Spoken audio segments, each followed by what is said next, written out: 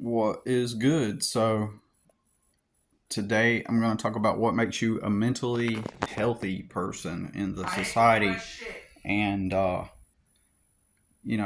what it takes to persevere and maintain a healthy state of living in life, and which will lead to abundance and prosperity for you, and it will help you achieve all your goals. So, I'm going to put you right here for a moment. And first thing you got to do is um, you got to show up at your job and you know clock in every day that you are scheduled to show up, and your job, I don't know who the authority is that gave you your job, but whatever authority gave you your job has assigned for you your position, and it's your moral and ethical duty in in in the society to maintain that state of of consistency and uh and taking up responsibility, because that is your responsibility. That authority figure that hired you, you went into the facility, this, this place, that's an authority within the society, and you showed up, and and you went through your interview process, and they said, okay, when can you start? When, and you said, oh, I can start next Monday, and then you showed up on time, and then the authority figure told you what to do, and if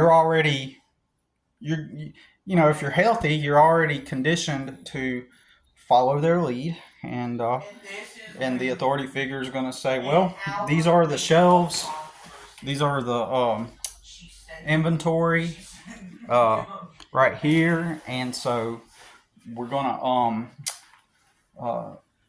move this inventory from here, or out of the containers, out of the boxes, and we're gonna place them on the shelf like this. So your moral and ethical duty is to maintain that consistency of doing what the authority figure tells you. If you're, like I said, if you're healthy, that's gonna be a new fucking record. If you're healthy and you are doing it right, then the public school system should have primed your brain to be used to the idea, the experience of following the authority figures, because the principal, you showed up at this ambiguous place that you knew nothing about, is this mega structure, like in your kindergarten mind. There was this ambiguous structure that in your mind is like big. You don't know nothing about it, and pretty soon you're going to come to the awareness that this is an authority. You don't even know the word authority yet, but they're going to teach you about the very important people with the very important titles at the place that you're at, and the first authority figure is going to be the teacher, and then she's going to introduce you to this idea and put the impression in your brain that there's another authority figure that's over the whole building. She's the authority figure in this little room that you're in, but then there's a bigger authority figure called the principal. So likewise, if you're primed right, if you're doing it the right way, in the healthy way, you walk into your place where you were hired, and you follow the authority figure, and they tell you how to move the boxes, and they're the small authority figure in the small room, and then the owner is the big authority figure, like the principal. It's the same It's the same imprint, the same pattern. Fucking Iowa from, So you show up, you follow that schedule they give you, and you go back to a box every night. And as I've been mentioning recently, like modern day slavery is, it's like if you want real freedom, so if you want real freedom, you kind of have to do your own thing, really. So what is real freedom? Real freedom is having leverage, and the ability to wake up every day and you're engaged in what you want to do. Okay, that is true real freedom. When you wake up every day and you are engaged in what you want to do, you are free. So if you look at your life, and everybody will a lot of people will rationalize and say, like, especially if they're following the script, they'll say, well, this is what I want to do. I mean, it could be better, or I mean, I wish I didn't have to go to the warehouse and move the boxes, but it is what I want to do because I want to live. Right? That's not freedom. That's rationalization. Like, true freedom is waking up and being able to do what you want to do. And people consider phrases like that and people like me a threat to their, own reality. And, there's comfort in complacency. There's comfort in the zone of, there's comfort in complacency. There's comfort in the realm of having followed the script and rationalizing that this is what you have to do because you must. And you find that comfort in that rationalization, and you choose to believe that it's the only thing that you can do, right? Now, I'm not sure about now because I wanted to bring this topic up. Up until now, anyway, I don't know if that's going to change. It seems to have changed. I don't know the details of it, but one, even if you got kids, to some extent, it'll be a little harder if you got kids. But one, I'll give you an example. Okay, one can extreme minimalize to the point to where they've got less expenses than that you minimalize to where you've cut back to such extremes that you get to stack all of your money.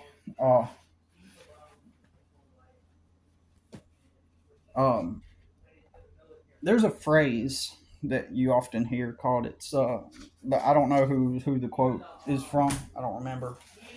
There's a phrase and a quote about, like,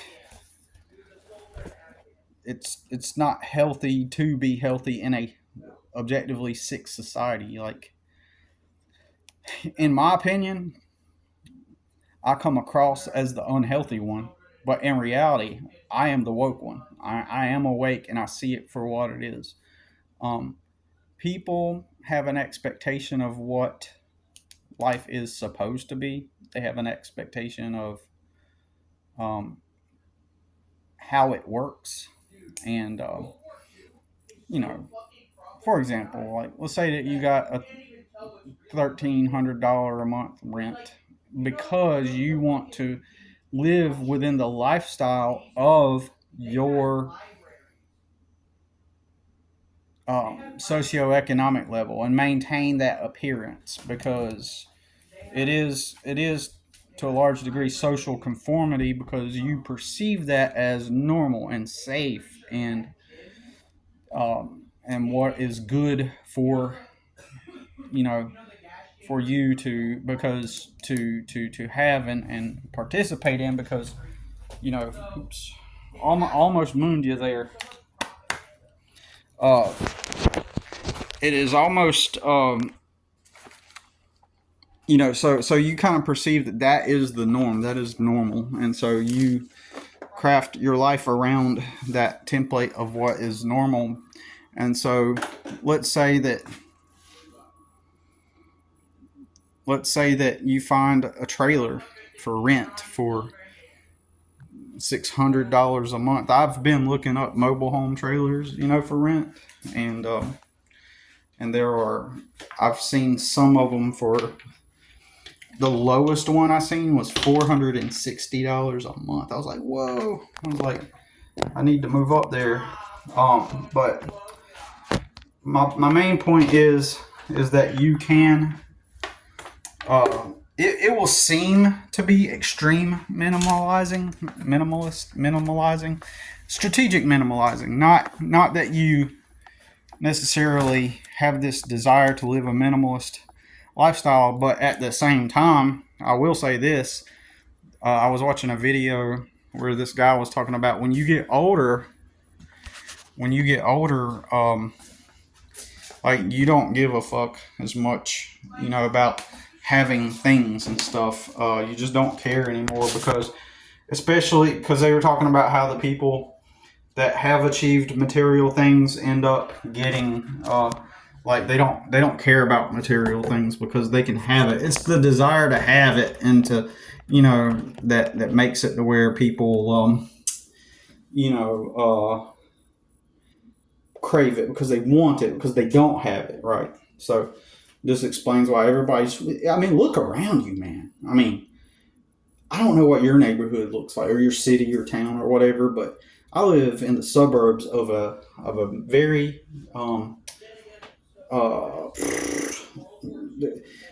wealthy area economically, right?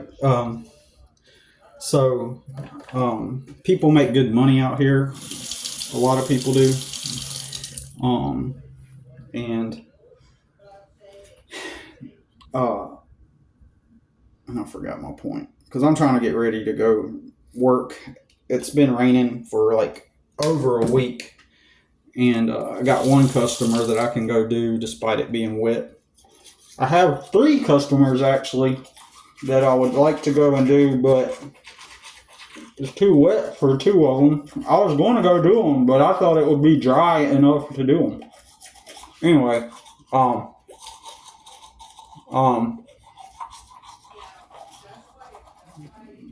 yeah, people that have a lot of material things, for the most part, it's about FOMO. It's about FOMO. It's about fitting in. It's about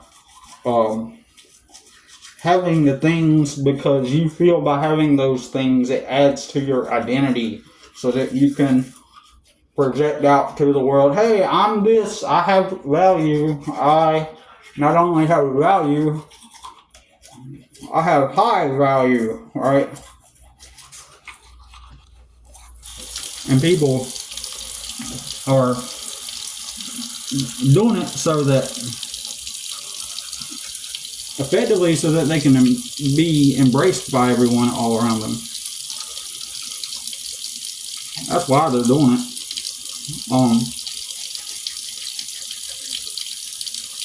And to feel normal, and to not miss out, you know.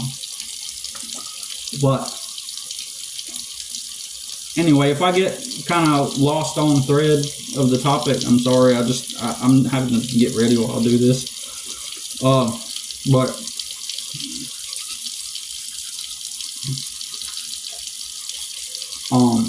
what was I saying? Oh yeah.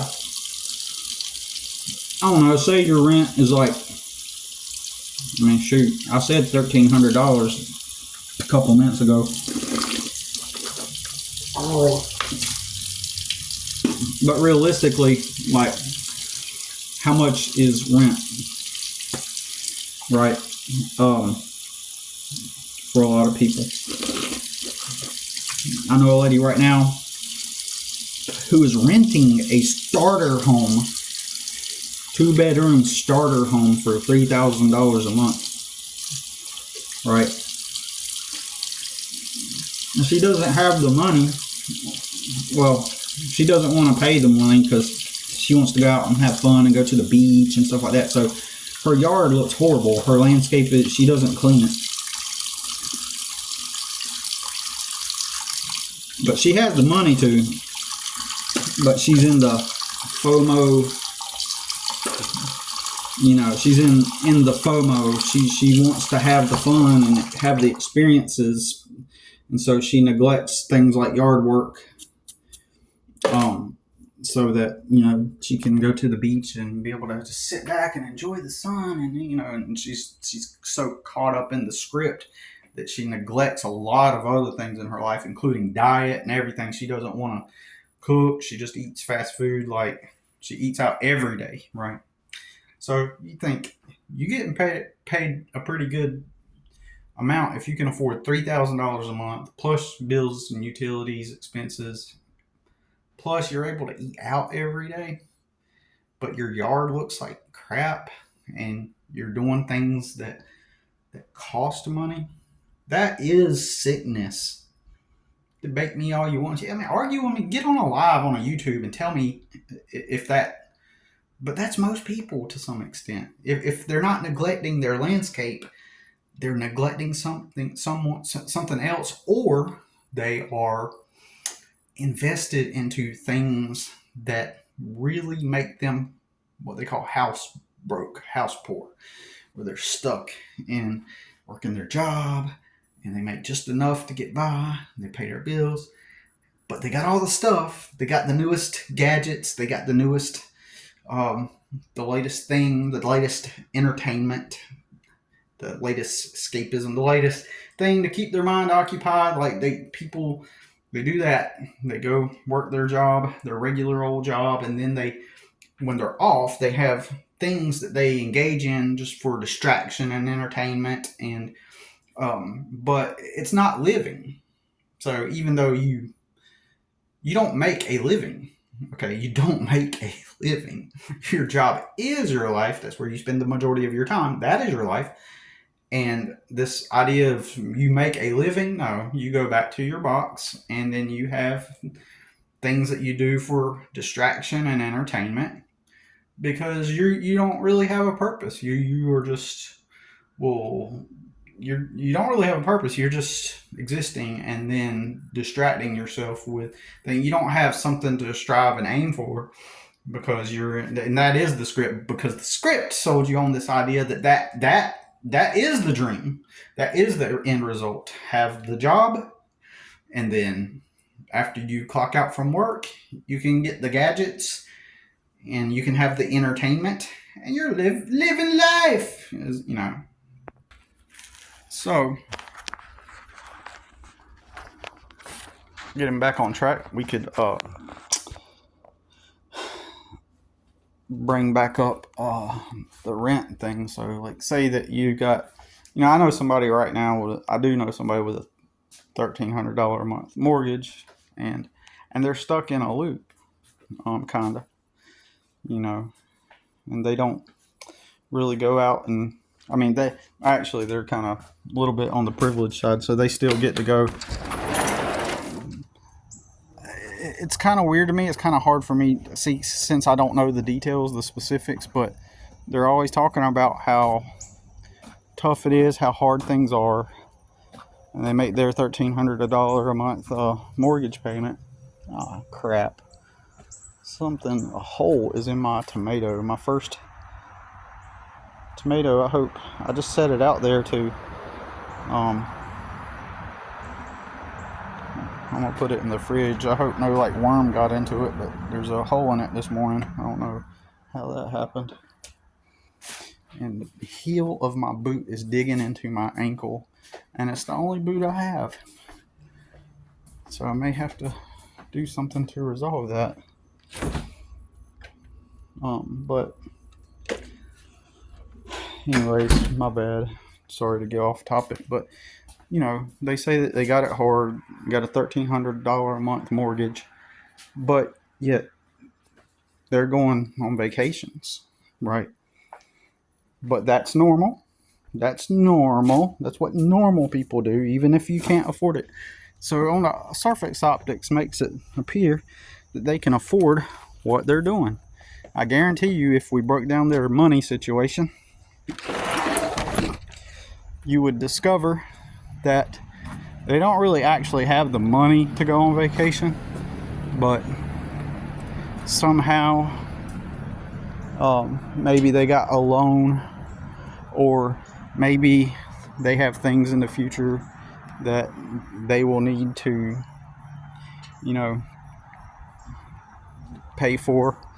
And it's all about living in the now and having fun, even if it's a poor financial decision. However,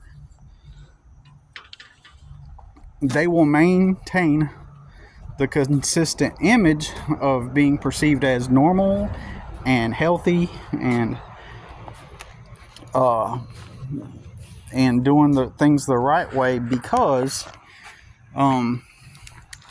there will be no consequence for them for bad financial decisions, because they come from a network of a large family that kind of work together, sort of, if that makes sense, and they're all connected, and they have a support system, right? In other words, they have this large support system to where if they quote unquote fall on hard times, then there will be no repercussion. Like, there will always be someone to help them out if they make a mistake or a bad financial decision or whatever.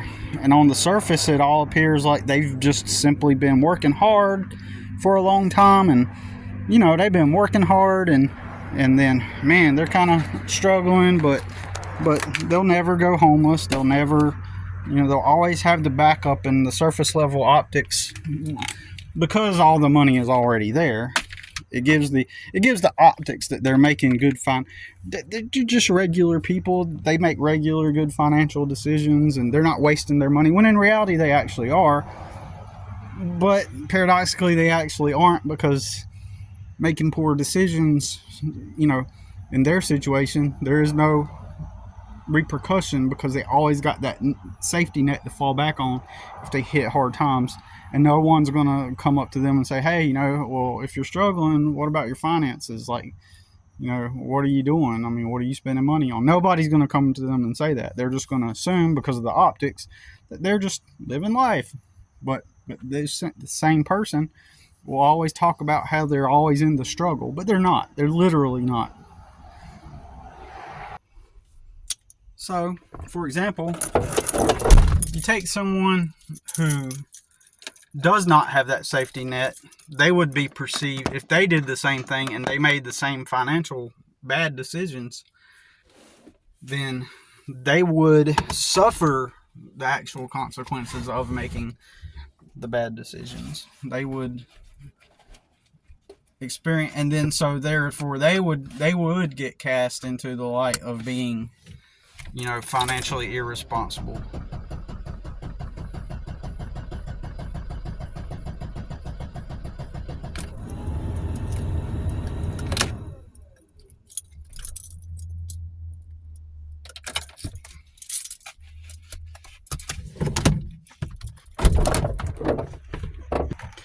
Because everything is about the immediate optics, not the truth, not logic, reason, immediate optics. So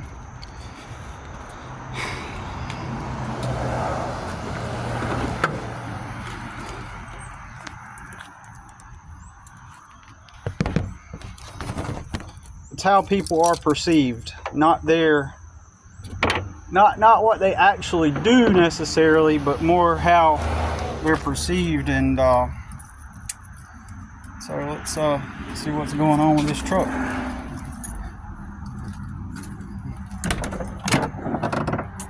All right.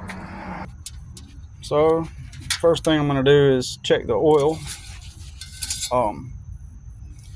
Looks good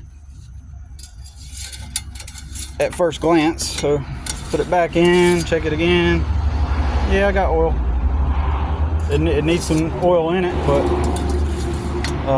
I do have oil. So let's try this again. I don't know, maybe the battery is dead or something, and I'll have to charge it, go find the charger and charge it or something, which really sucks because it's been raining all week, over a week, and I have not had a customer since over a week ago, and I have not made any money, and all I wanted to do was just to go